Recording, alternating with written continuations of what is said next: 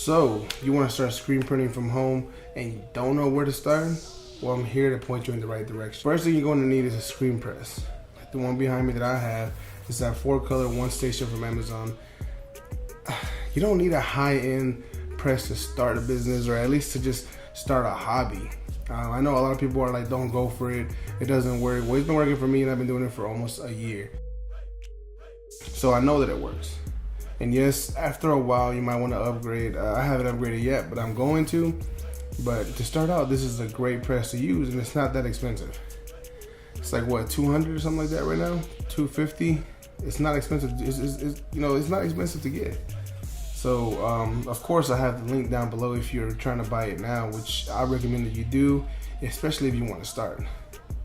The sooner you start, the more you'll learn, the faster you'll learn, and the better you'll get, and the more money you'll make. Next thing you'll need is a squeegee. I say at least get 2, maybe at least 1, so you can start out with at least white. But then you have to clean it and get a black, use it for black, or if you're gonna use, multicolors, you're gonna need more than 1. I have like 7. Like I said, I've been doing this for almost a year. That's why I have 7. You can just buy 1. I started with a 12-inch, 70 durometer squeegee, which you can also find down the link below in my description. You can use all those links that I have. I have it set up right there for you can just buy exactly what I use, or at least what I used to start out with, and we'll get the job done. I recommend you use everything that I used because it helps out in the long run. Don't go believing these people saying you don't need to use this chemical or that chemical, just use some Dawn. Use the right chemicals. I mean, why wouldn't you want to use the right chemicals to clean your screens and everything the right way, so that way they can last as long as they should, so you won't have to be spending more money. So that's what I recommend that you do. Now the screens that I bought I think a 6-pack, 4-pack from Amazon, which was a great deal. I mean, they're all usually $20, $20 to $22, depending on what mesh count you get. Best mesh count to get is that 160 mesh count. It's the one that everybody uses for just a regular, image. Not no, high-end image, just regular images or just words or something. That 160 mesh count, 12 by 24. Pretty sure it's 12 by 24. I mean, I have the links down below so you can see exactly. And everything that I put down there is exactly what I'm using and what I use. So don't think that I'm trying to get you just to click the link and buy something from it. Like, that's exactly what I use. Everything that's down there I use. So, and also it helps the channel. It helps, me get some money, so that way I can buy more stuff to show y'all how to do everything. Because you're here because you're new, just like I am. You're not some experienced 20-year plus, veteran on screen printing. You're probably either just starting, want to start, or potentially thinking about starting. So if that's who you are, then you're in the right place, because I'm going to show you exactly what you can get, what you can buy. Maybe you want to start a channel and do it, which I also got the cameras and everything that I use down below. Now the exposure unit. Everybody buys some high-end expensive exposure unit, but you don't need that. Mine cost me like $25, $30 maybe. It's like $30, something like that. That it cost me, like, which I'm showing it in the video. What I use and and everything. I'm not just gonna be on here talking. It's either gonna be behind me or I'll cut to it or something. But the exposure unit that I use was not expensive. I can also make a video and show you how to make it and what I do, because it'll give you the same time that I use as far as how long to expose your image for. Mine is like, it's just so simple. It's just 6 minutes. You put your image with your screen, 6 minutes, burn it, and it's good. And it works for me. Really depends on your emulsion that you use. Some emulsions burn faster than others. How far your light is to your screen, just depends on all that. And you don't need a black room or something. Mine is just my shower. That's what I use. I just use the restroom in there. That's the place that I use, to put my screens and burn my screens and all that, which it works out for me. Just find a little area that you can do it on. Safe area, that you can do it with nobody, will mess with it. Like I said, I will make a video. Like, just comment down below, let me know. I'll make a video on how to make this exposure unit, the same one that I use, how long it takes to burn for the exact emulsion that I use, or another emulsion. If you have an emulsion that you'll use, let me know, and I will go out and buy that. I will coat the screen and I will burn it to show you exactly how long to burn it for. All right, so the other thing you're gonna need is emulsion. You're gonna need some ink, which I use Plastisol ink. That's the ink that I like to use. You don't have to use that one. There's other inks. Obviously, you'll have to use certain inks for certain material, but as far as like just regular cotton, I'm always using Plastisol ink all the time. And like I said, use the right chemicals. I mean, that ghost remover, the degreaser, emulsion remover, ink remover. Use the right chemicals. Don't go out and just listen to somebody else saying, "Oh, just use Dawn for everything. Use this." Don't do that. Use the right chemicals for the right things. This is your screen printing. Eventually you will become a professional. People are not gonna want. It's not even that people are not gonna want it, but you as a professional are not gonna want to be doing that. Trust me, because it'll help you out at the end. These chemicals, yes, they're expensive a little bit, but I'm telling you, it's so much easier to use that. To use those chemicals and clean out everything. It's so much easier than using anything else. Like I said, all the links for all this stuff that I'm using is down below in the description. Obviously, it helps the channel, like I said, make more videos, in which I'm gonna make more videos. This is just the beginning of my videos that I'm gonna make for screen printing or for decals or anything. This is just the beginning of that. I'm just showing you how to be a screen printer from home right now. So this is just the beginning. Don't think that one video and that's it. No, I've got more videos coming out. Just this one is what I'm just gonna start out with. Another important thing that you need is the adhesive spray for your palette, for you to spray it on there so your shirt will stick, so it won't come up when you're pressing. Which that's pretty important. You need tape, which I will get to that because I'm gonna also do another video on a review on the PMI supplies that they gave out for free, so you can review them and let them know your feedback. So I will show you the PMIs, but I will get more into that in another video that I'm gonna I got planning on making a review for them. So the way we're gonna start is you start by coating your screens, which I'm cutting to it or it's just that screen showing you right now, but either way, you're gonna start by coating your screens. You're gonna wanna coat the outside first and then the inside. Some people say do it twice, outside twice and inside twice. Either way is fine. Make sure you coat more than one just in case you make a mistake or two. Because it happens, it's happened to me and it will happen to you, trust me. And do not feel bad because it's gonna happen. Don't feel bad, don't give up. It happens to everyone. It happened to me. Just keep on going. So make sure that when you place your screens to go dry out, don't stand them up, don't place them sideways, don't do that. Place them flat down with the outside part facing up. Facing down, with the outside of the screen facing down, so all the emulsion can sink down to the back of the screen. And let it dry for like about an hour or so. If you're just starting out, just let it dry while you go do something else, since obviously you're not doing it right now as a business or nothing. Just let it dry for a while, an hour, 2 hours, go run some errands, do something, come back, and once it's nice and dry and hardened is when you're able to use it. All right, so after you have that, after your emulsion is hardened up and it's nice and good, it's good to go. Let's start with the image you're going to use, and you're gonna have to print it on transparency paper. If you don't know what that is, I'm pretty sure I'm showing it somewhere right here, how it looks like, what you need to do with it, what printer to use, because I don't think every printer will bring out a good image. But I got the Epson. You don't have to get the one that I have. I was trying the sublimation, that's why I got that one, not because I wanted to get some expensive printer, but that's because I was trying to do sublimation, which didn't work out that good for right now, but I will attempt it again. But that's what I use it on the transparency paper. The image has to be completely black. If you're doing two colors, obviously you're gonna need two transparency papers, two separate ones, so you can have two separate screens that you're burning on. So the next thing you're going to need is to get your image, put it down on the palette, line it up with the line that you're supposed to, you know, the middle line that you should draw out on all your palettes. You should always draw a middle line out, because once you make your registration marks on your image, which is on your transparency paper, those two on top and bottom are going to line up with your middle line, so your image can be lined up with your shirt.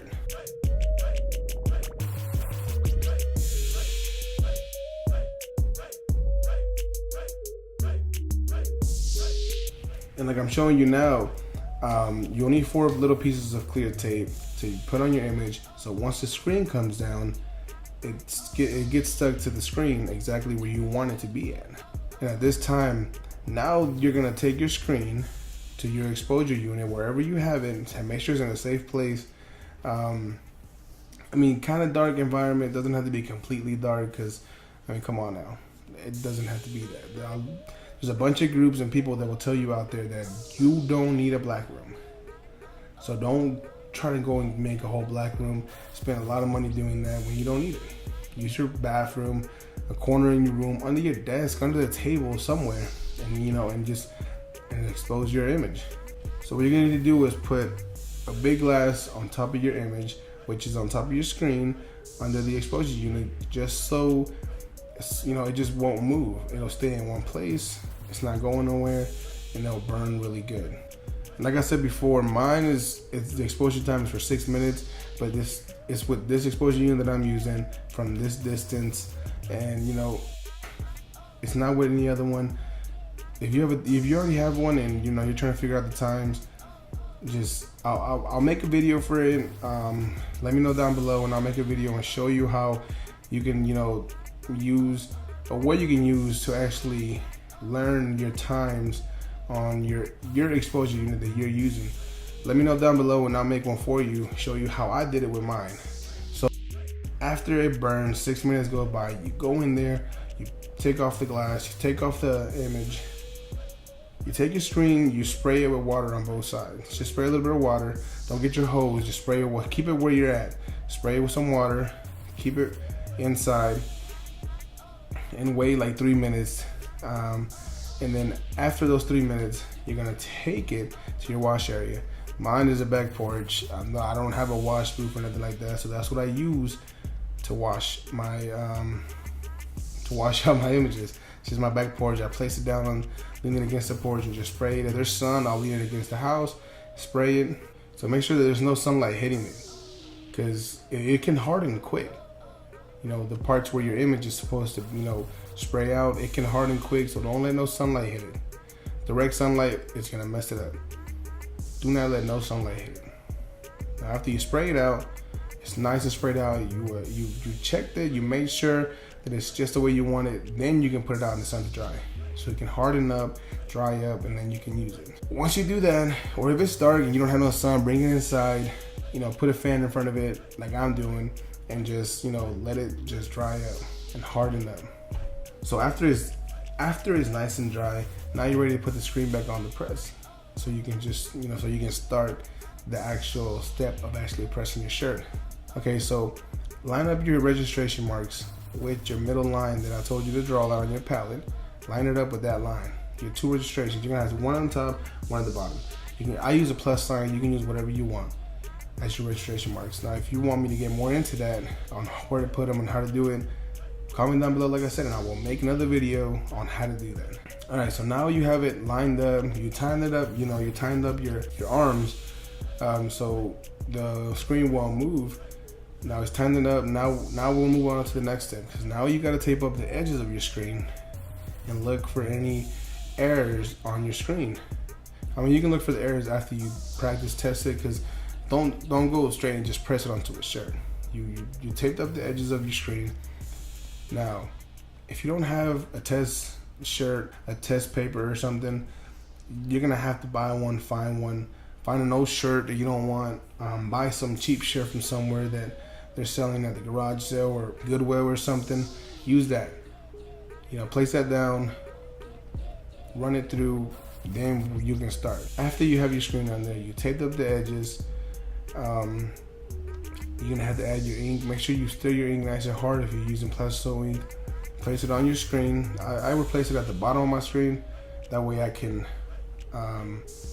flood my screen and then push. Some people love to put it on the top. They, flood it forward and then they pull. But I like to push my ink through.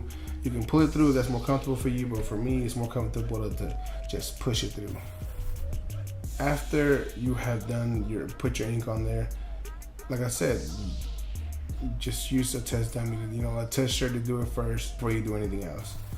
That way you can find any pinholes or big time errors. Maybe something didn't spray out right or burn out right, expose right. You don't want to place it on the shirt. Make sure you look for the errors first. All right, after you've done all that, you checked it, everything's good, you tested it, everything came out perfect, or not perfect, but close to perfect. Now you're gonna place your shirt on the palette, line it up with your image, right? So remember, 3 fingers from the bottom of the collar down should be where your image should start. 3 fingers down. So just measure that and make sure that your image is 3 fingers down. The way that I do it, I put my shirt on, in there. I place it down.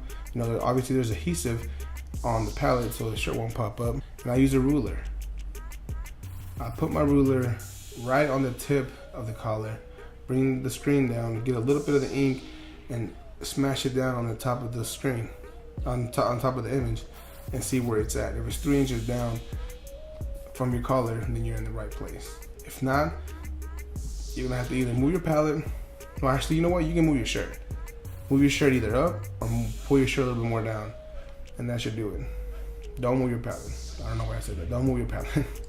Move your shirt up or down if you need to. So make sure that your screen and your palette are like, I think they say a nickel, like the distance of the palette and the screen before you press your shirt has to be like the distance of a nickel or a quarter or something like that.